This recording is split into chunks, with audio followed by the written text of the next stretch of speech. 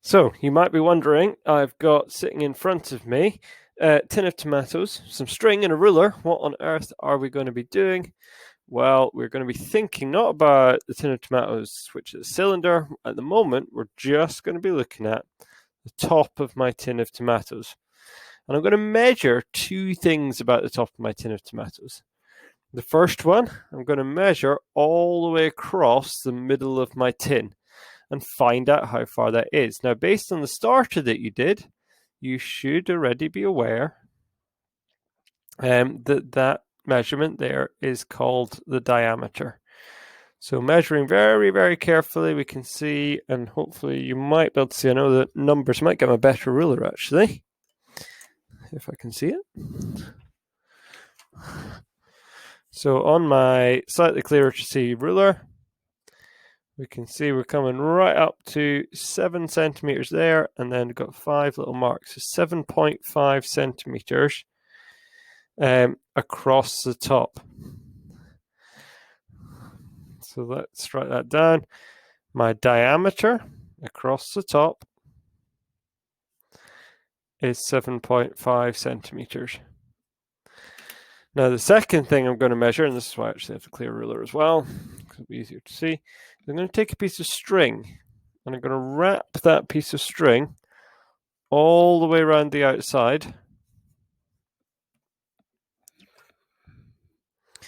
and see what I get. So that comes to there. That's where I started, and that's where I finished. So I've wrapped all the way around the outside. Now the great thing about having a piece of string is I can flatten it out and measure how long it is along my ruler. Now doing that, I'm trying not to stretch it too much beyond just making it straight. We find we get, and it's probably quite hard to see on the camera, but 23.5 centimeters.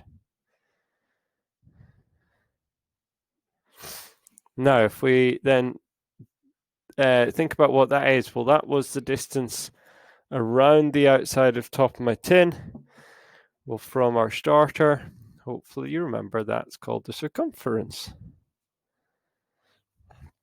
Now, we're going to do a slightly strange calculation with these, but we're going to take the circumference, I'm going to divide it by the diameter. Now, there's a reason we're going to do that, and we'll see what that reason is in a second.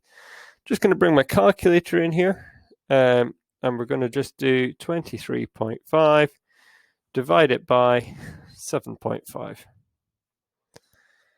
And what do we get? We get 3.13,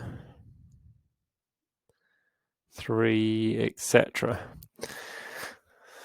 Now we could do some other objects, so I'm quickly going to show you a few other things that I've had to go with. So some of the other things I've measured, for example, I measured this little ball bearing like the ones that you would get in a fidget spinner, and if we measure around it, so for this we've got, I'll put my tin of tomatoes next to the previous one. For the ball bearing we have D, which is the diameter, and I measured that to be 2.5 centimeters, and the circumference, so when I measured around the outside of that one, it gave me 7.8 centimeters. Now again, I can check as I done before. C divided by D, what does it give me? Well, it was 7.8. Oh, sorry. 7.8 divided by 2.5 is 3.12.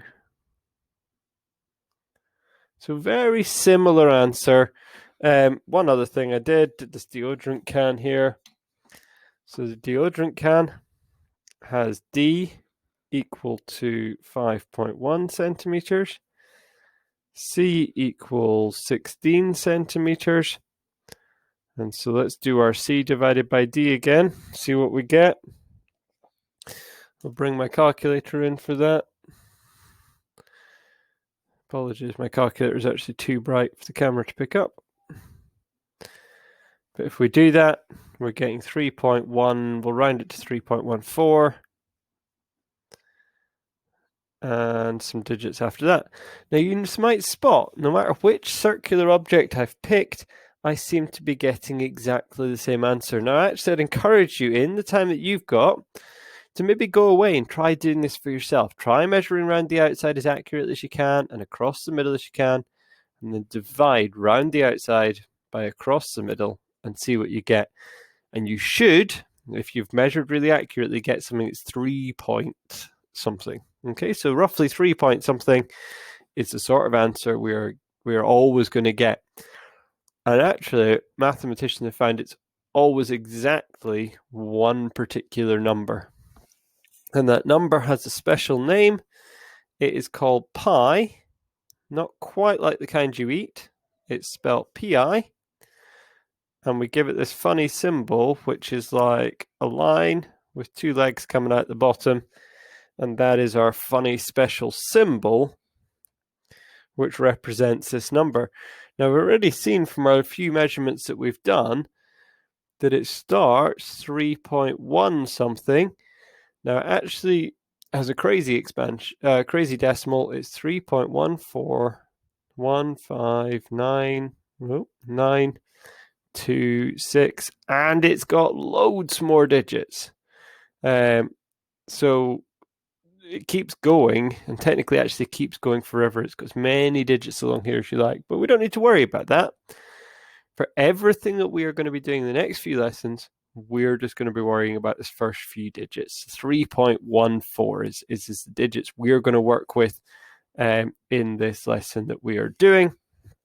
We're just going to be doing 3.14. That special number, though, is really important because it's going to allow us to find, if I tell you the distance across an object, it's going to allow us to find the distance around the outside. So that's really neat. This connection always holds for every circle that you can possibly measure.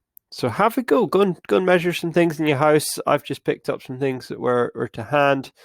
Try it for yourself, see what you get. But you should, when you divide your distance around the outside by your distance across, you should get 3.14.